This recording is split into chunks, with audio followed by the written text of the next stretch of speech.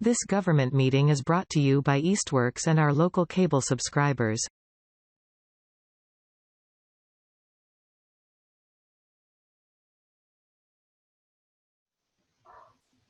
Okay, everyone, welcome to the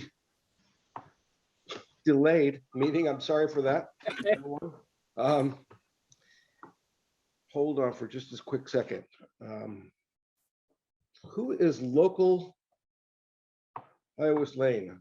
Could be a person from the public. Oh, okay. For public speak then.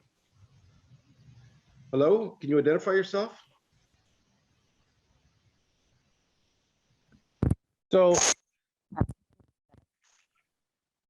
okay, well, whoever is joining from the public, we will start, but if you want to have something to say, now's the time. So please let us know. Excuse me, for the minutes, do I need to record that we have a guest? Is it called a guest? Yeah. No, it's just, Okay. it's just public speak. I don't know if, do we record? I Well, don't yeah, know. we do. I mean, do? I have in the past, Okay, but they have to identify themselves. So, right. And I would say, Cass, if they don't identify themselves and they're just here to listen, then I would not record it. Okay. Okay. So for the first thing, I was going to use a little bit for public speak. I want to do it just to make sure we don't, it doesn't get missed. But the city has sent out a message asking all committees to decide whether or not they want to go back to being in person, remaining on Zoom, or doing some sort of hybrid. Any discussion? Anyone have any thoughts on it? Josh? Yeah. I'm on two other committees that the overwhelming majority, just to share this with you, overwhelming majority, the consensus was to go with hybrid. And someone brought up a great point that they believe that public engagement has greatly increased through the 2 years we've been using Zoom.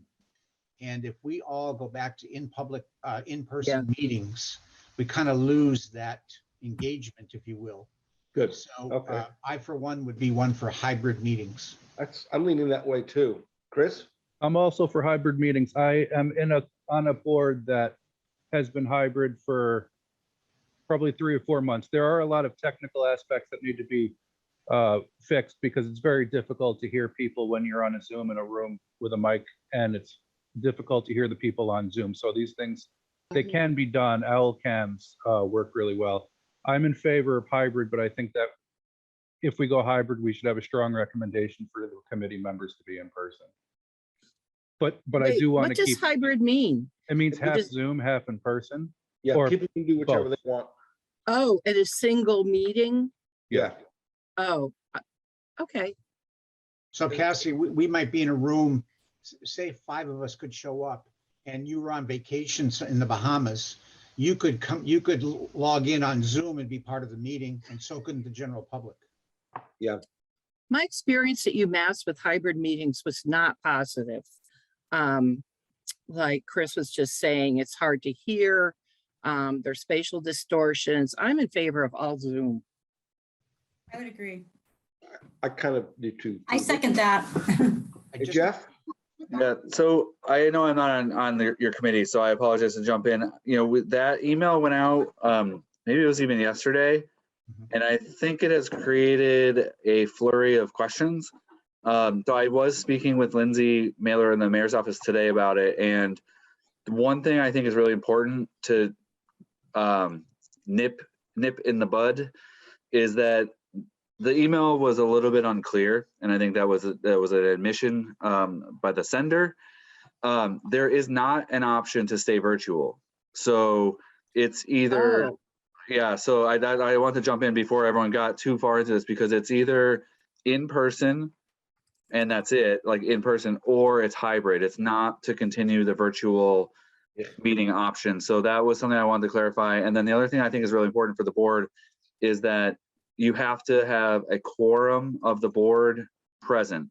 So that's going to be really important, I think, for especially the larger boards, that the board itself, you will basically have to have a quorum, and that's the really strategic part. And then maybe members of the public can participate remotely, but it would be, we were talking about this today, like for the planning board, for example, we are going to set up a process where we have to know in advance that all the, like at least a quorum of the members are going to be present at the site, because that's a requirement of the open meeting law. So there were some things that came out of that email that raised a lot more questions. So I do know that I think there's going to be a follow-up email soon, tomorrow probably. But I think getting a sense of your committee, just taking out the all virtual, because my understanding is that as of April 1, the mayor wants to stop virtual meetings and go either in person or be hybrid. And the hybrid is like that a guest could remote in. There's other. Says we have to be there in person. Yeah, that's at least a quorum of the group. Okay. And it'll be important to like determine, like, because you don't want to end up at town hall and like Paul and Cassie decided that they weren't going to come, and then you don't have a quorum. So like there has to be some coordination in advance to like know that if someone's going to be remote out, that kind of stuff. There are a lot of logistical stuff popped up today after that email. Okay, thanks, Jeff. Well, it sounds as though there's nothing. I'm sorry. Go ahead, Paul. No, I was saying, I have a question. Maybe Chris, if you've done these hybrids before, but like if you're recording a meeting like like we are now, or like we do when we did it in person, and we have some people who are from the public or maybe even from the committee who are like in the Bahamas, who are participating, how does their contribution get recorded and compiled, I guess, with the regular video feed or audio feed that we have from the recording in the room that would happen for like when people would look at it on Easthampton Media later or whatever? So the way that we do it is we have an owl camera, which is like a camera that records the whole room and moves to who's speaking, right? And so that owl camera is logged into Zoom as the committee. And so you record the committee meeting and you get it all. Alternatively, you could record the room and also include the projector screen if you're using one. Okay. That would work too. But Jeff, what is the date this goes into effect? Or April 1st. April 1st. Okay. Yeah, that's my understanding. I think that there's other questions. I think it's evolving a little bit more still. So continue to discuss this, because I didn't get a sense of your board, but I think there will be another email to clarify some of this stuff. Okay, I'm going to say we probably shouldn't continue discussing this right now. A, because there's a lot we need to get to, and B, it doesn't sound like we could really accomplish anything now. I mean, other than voice our opinions. So unless anyone has a real objection, I'm going to propose that Jeff start with his. Oh shoot, we didn't approve minutes. Has everyone had a chance to look at the February 15th minutes? Yes. Okay. Move to approve. Okay. A second. A second. Okay. All those in favor of approving the February 15 minutes? Myself. Okay. Okay. So passed. Jeff, would you like to give the report? And I understand you're also going to include something about hurry scurry. Sure. Yeah, I'll start with that. Thanks. There was a request to kind of try to get some information from the owner, and they actually replied this morning. So I forwarded that off to Gwen, and I don't know who she got it to, but it was a very brief email, but from their engineer, who said that the project is scheduled to start in the spring. So they have all of their permits. They have all their land use permits, so they had to get a variance from the ZBA, and then they got the approval from the planning board. And so the proposal is to demolish the building and build a new 2-story mixed use building. So the way that I saw the plans was that the first floor was going to be a central door that would go into 2 commercial spaces, kind of 2 small commercial spaces on the first floor, and then I really wish I looked at the plans. I can't remember if it's 2 apartments or 4 apartments. It's probably 2 actually on the second floor. And then, so that's slated to start construction in spring. So, we don't really have any authority or leverage to speed that up or change that.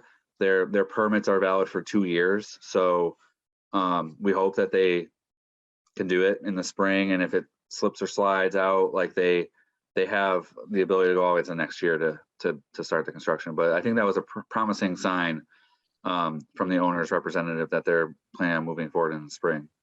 Good, thank you, great. In terms of other updates, I would want to say something about Union Street. I'll hold that off for a second. I think we talked about this before, but we're getting close. The state has a grant program that they revamped last year, and they have it again this year. It's called the Community One Stop for Growth. And it's basically reworking how municipalities apply for grants. And I did want to share that the project that we have the process involves an expression of interest, which is kind of a basic, easy summary of what you might apply for. And then they offer feedback, and then there's a full application that it's much more lengthy. And that's when you're actually applying for the funds. It's due in June. So we're going to be submitting an expression of interest to Friday for kind of looking at the Pleasant Street Mills area and some version of creating a new kind of vision for the next 20 years, looking at that area. And then a component of that is to look and try to get funds for redesigning the entrances that go behind the mills. If you've been back there, a lot of infrastructure went in to the back of the mills, but the two entrances, but there's actually three. The three entrances were not upgraded, and that's a huge need that we hear from the mill owners constantly about. So our goal would be to have a community meeting or two to talk about some connections to the bike path and some signs and things like that, and maybe some wayfinding. But then the bulk of the applications to try to get some money to come up with design plans for the entrances. And that would ideally put us in a place to have the design plans ready if there are bigger pots of money, and whether it's the same grant next year or, there's a lot of discussion of infrastructure money coming from the federal government, but we need to have those kind of 25% design plans ready, and then we would be ready to apply for bigger funds later. So that's a quick introduction. We're submitting the expression of interest this week, and then we'll be applying in June, and then they would make a grant announcement in the fall. And so, I think what we're asking for, we're gonna ask for, like $100,000 to do the community meeting stuff, come up with a vision, and then hire a consultant to come up with the design plans. So I did want to share that because that came out of the local rapid recovery planning project. That was one of the key projects that came out of that. And then Union Street is the question. Everyone has questions about Union Street. We still don't know much. The project is supposed to go out to bid this week or next week, and so that's Mass DOT is putting the project out to bid. That's where we're soliciting contractors to submit their proposal to do the work, and that'll stay open for about a month. And then there'll be several weeks while once the contractor selected, there's several weeks still. And then the key thing we're waiting for is the contractor would then put together some kind of construction schedule, obviously a start date, and then they would lay out how they'll approach the project. Been chatting with Mo a little bit about this, and this group has it on the agenda. So kind of maybe by May is what we're hoping, that we would have a schedule, and we'll know in May, but maybe shovels in the ground in late June or July. That's kind of like the estimate that we currently have. And then we'll have a lot of discussion and community outreach to do, but it'll depend on what the contractor lays out. I did want to say that we don't expect the street does not get just ripped up all at once. They would have kind of a strategy to go through, and one of the things I have heard is that they would want to do some of the strategic, like underground utilities first. So they might rip up like a strip and dig and get at a sewer line and then fix it and then keep going up the street. So it'll be rough, but it won't be like the entire street's just gone all at once. But that's when the contractor's on board is when we'll really know how they'll approach it. So that's kind of what I've been telling people. I know it's a question that everyone asks, and that's kind of the best information we have right now. Don? Jeff, I know you won't know a lot till you see that schedule, and we're at the mercy of Mass DOT, but if we're fortunate enough that they get a shovel in the ground July 1st, we're probably more than, halfway through the construction season. I hope that when you see that schedule, I mean, we already know it's going to be 2 construction seasons. I hope for that reason it doesn't slip into 3 construction seasons. It's a great question. I do I want to put a plug in for our efforts. Like we went to city council. We did everything that we were supposed to, like in the timing that we were asked to do. And the goal was to get it out to bid by mid-March. And so like once we started rolling with it, we met all of those timelines. And so that was, the city did like our end of it. And then Mass DOT puts it out to bid, contractor. And so I think there is going to be some we'll have to see where it lands, but I appreciate that, Tom. I think everyone's going to want that. I think everyone needs to kind of buckle up because I think it's going to be like a ride. Because it's just one of those projects where everyone complains about the condition of the street now. Everyone's going to complain about the condition of the street when it's under construction, and then everyone's going to complain that people are going too fast when it's done. So we'll get it at every stage, but I do want to let everyone know, and I want to work as a team. Like we are going to try the best we can to share information and encourage the contractor to be mindful of things. But we really need to see who the contractor is first. But that is, we have hit all of the benchmarks so far, so that's a good thing. I appreciate what the city's done. I just, anybody that I've spoken to over the last year or two, I've told them to buckle up, as you say, that it's going to be a 2-year project. I just hope that it doesn't become a 3-year project, is all I'm saying.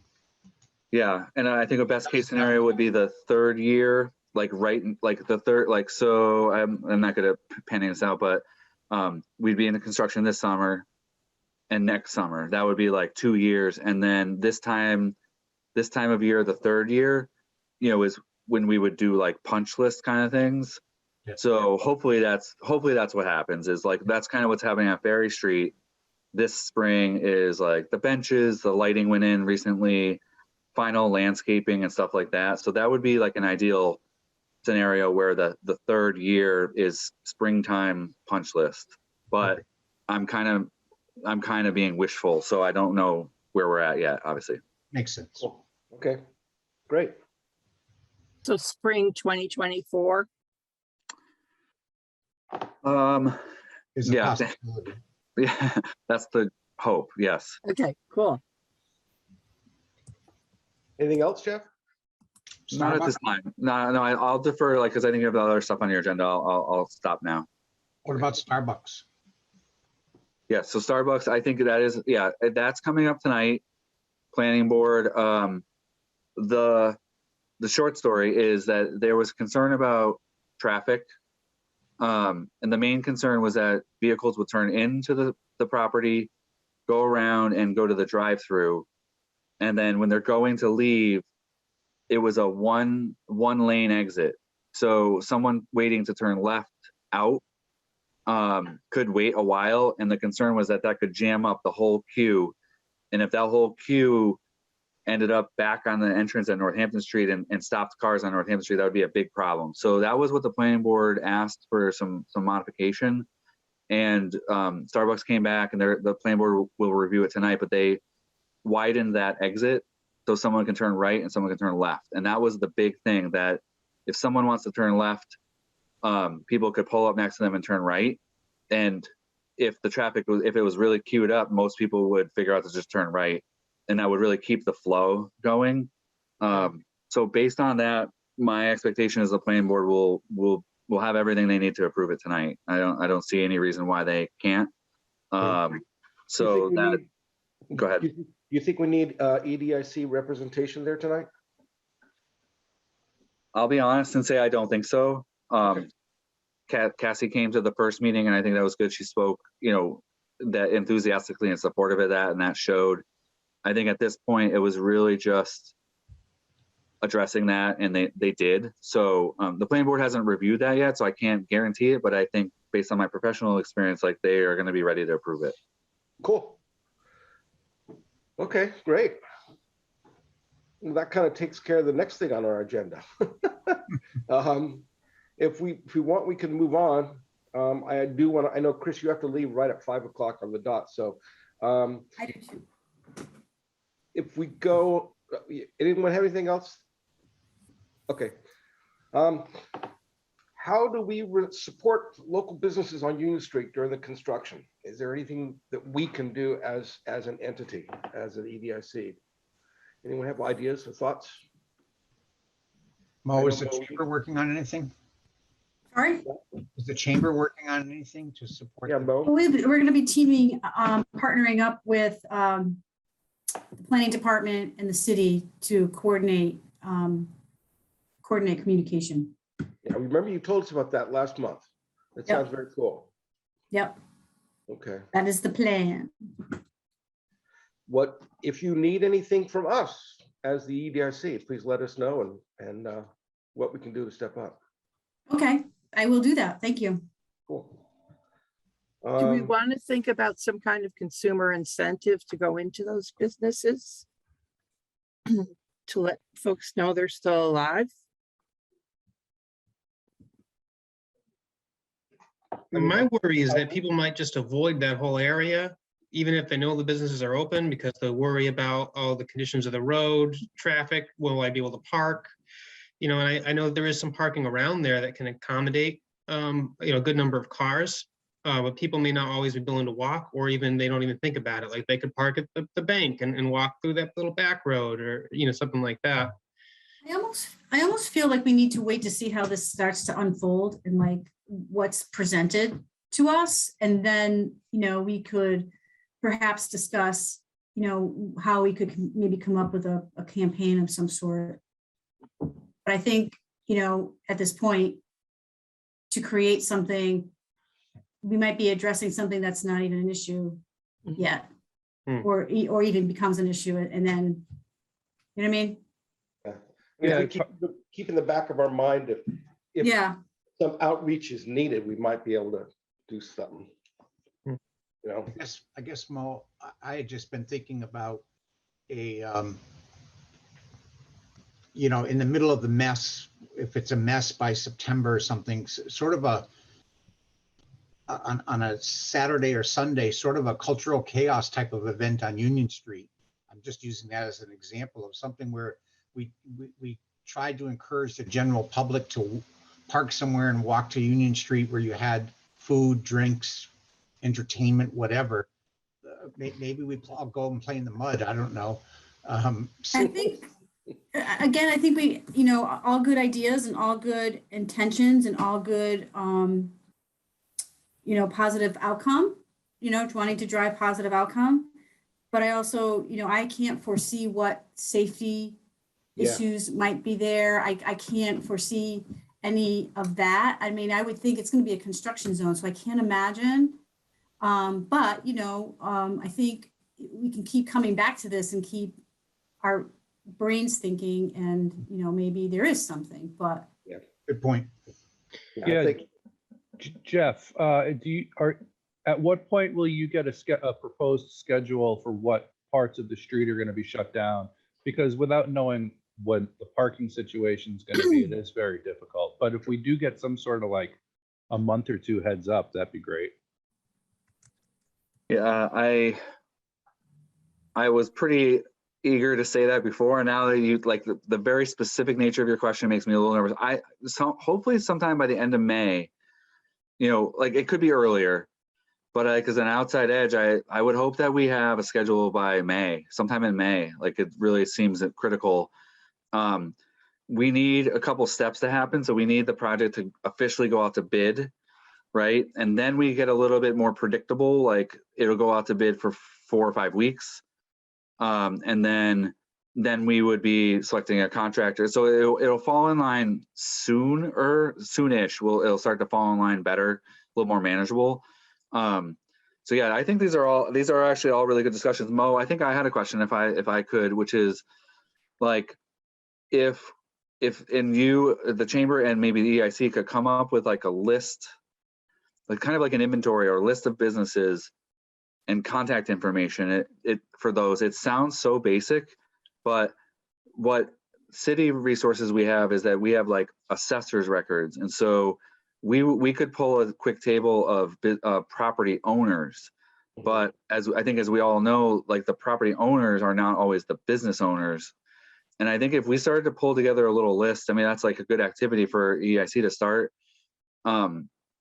There's going to be ideas like Tom has, which are heavy in logistics, but then there's like, I think someone else on this committee, I think, talked about like Union Streets, like business open for business, like, Yep. And like when construction starts, like make it clear, like make a flyer or do something that says like these businesses are open, like they're open for business during construction, and like having a list of those businesses might help us like promote them. As you know, I only have contact information for those who are my members. So that I do have.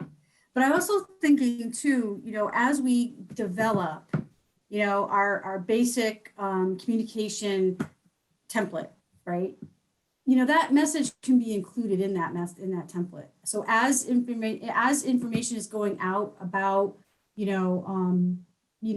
expect XYZ to be, traffic flowing this way for between, June 13th and June 7th, 27th or whatever, right? Say whatever the information is, but within that branded template, email template, there's also, don't forget, businesses on Union Street are open for business, and, making that campaign, so to speak. But, and it will have those pieces that go out to the general public will have its own, look, so that folks can recognize, oh, this is coming across my email. This is information about the Union Street project. So good. I think one good idea would be is if you can, Mo, get to us a list of all the people on Union Street who are chamber members.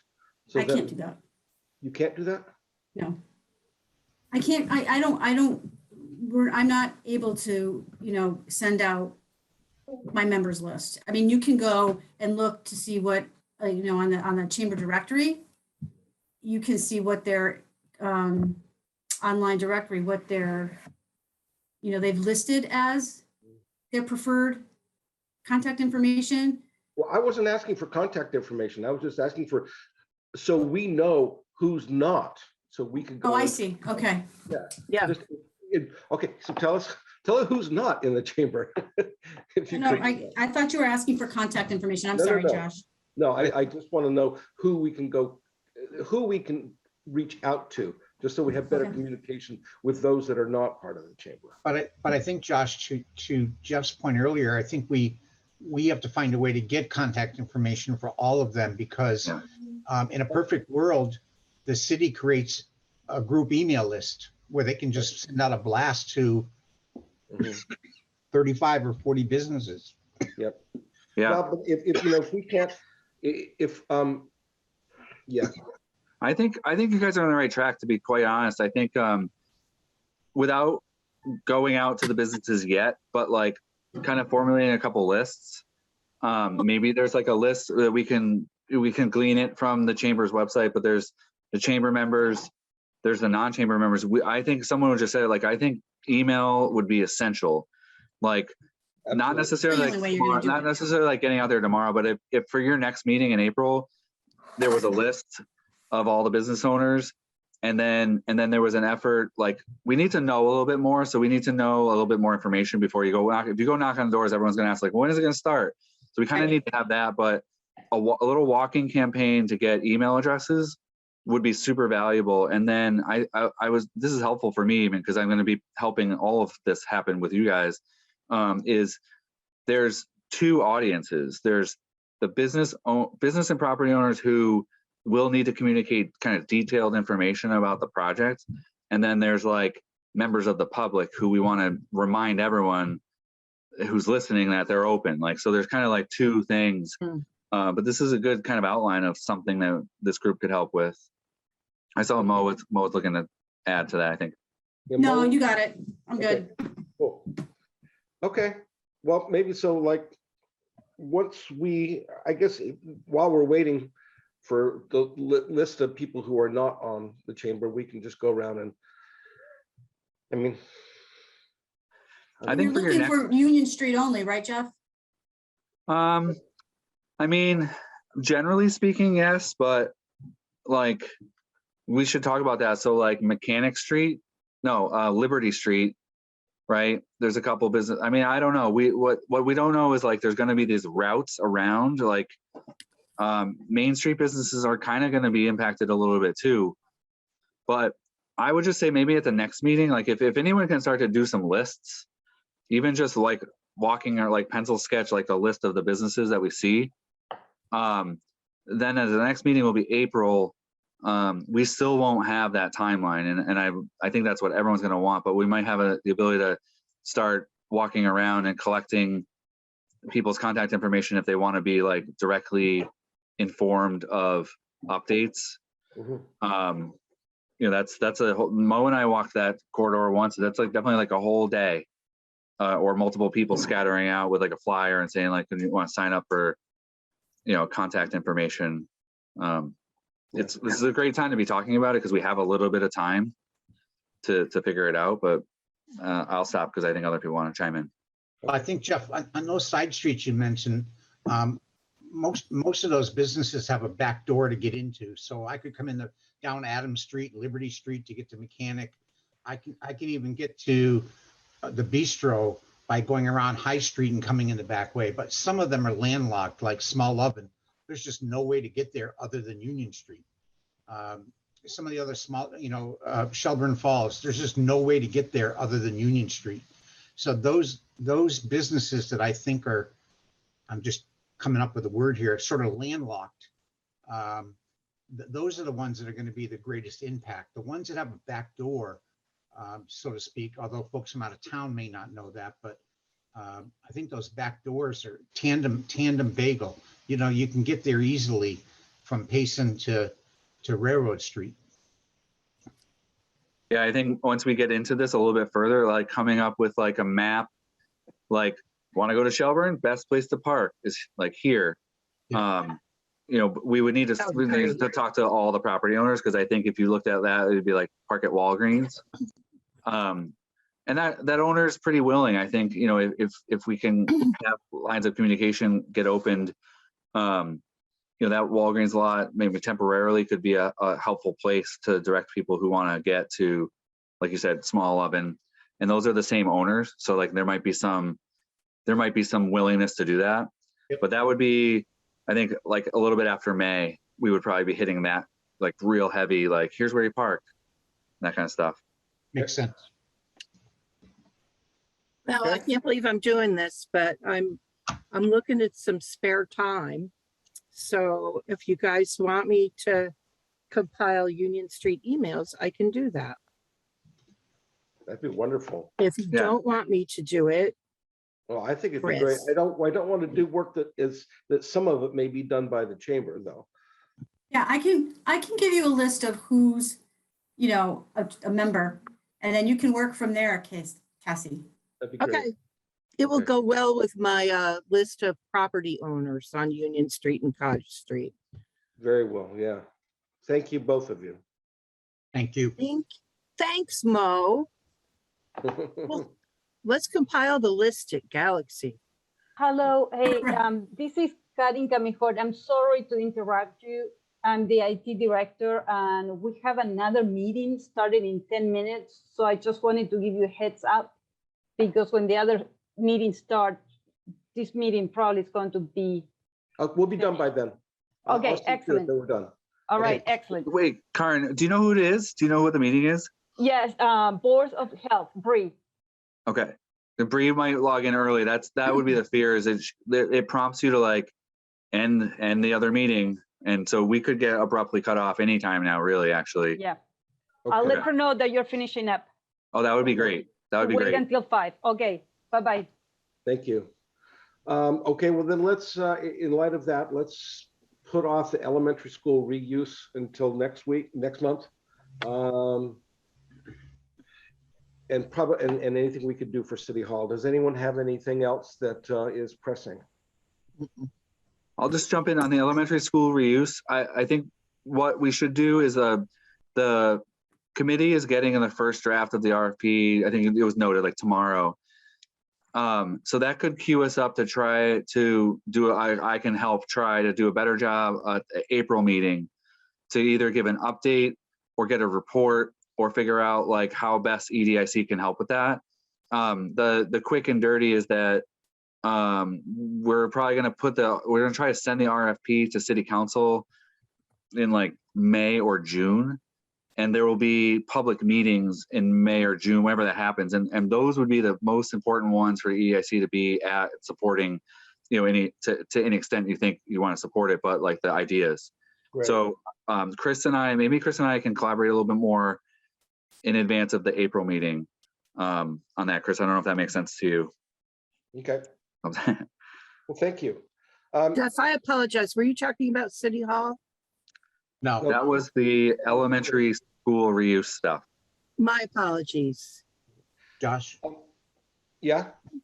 Just one other thing. I'm not sure how public this is. I know it's been discussed at a couple of public meetings, but the proposed move of the senior center to the former Manchester building is not going to happen. Oh. So I don't know, Jeff, if you've heard anything about what CHD plans to do with that building. Not really. I'm not sure. I had heard that CHD is not, that might not work out for that, for the senior center, but I haven't heard much as to what's next. So that's a big issue, I think, in terms of the Union Street stuff. Right. Right. Okay. Before we close, I want to say a big thank you to Paul for coming to our rescue here. Hey, Paul. Thanks, Paul. Thanks. Before we close, though, I also want to say, did anyone hear WHMP's news today? The vacant storefronts has been all over the news today. So just saying. It has? Yeah, it's pretty cool. Good. Very Where? good. What's WHMP? Is it a radio or TV? Yep. 1400 AM.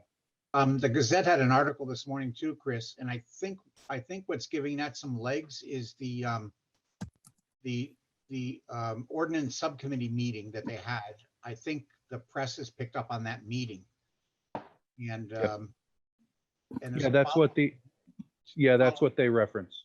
Yeah. Sorry, Tom, go ahead. Well, there's a follow-up meeting on the 29th, I believe, for them. Salem Derby was going to go back. I believe, Cassie, you were at that meeting and Gwen was.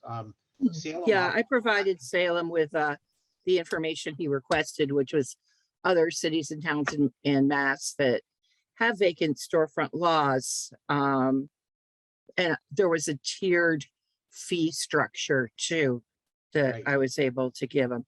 You guys, when stuff is cool happening that involves us, share it. You guys have our emails. Let's hear it.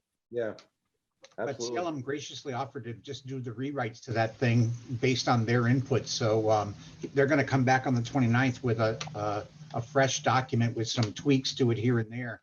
So it's really, really moving, getting some legs. Good. That's great. Tom, if you get a Very copy cool. of that document, or anybody, can you forward it to the committee just so we can see it? Absolutely. Thanks. Yep. Okay.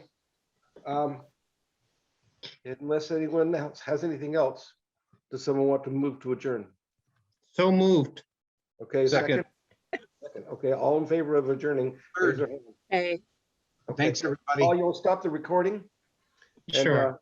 Thanks, thank you, folks. everyone.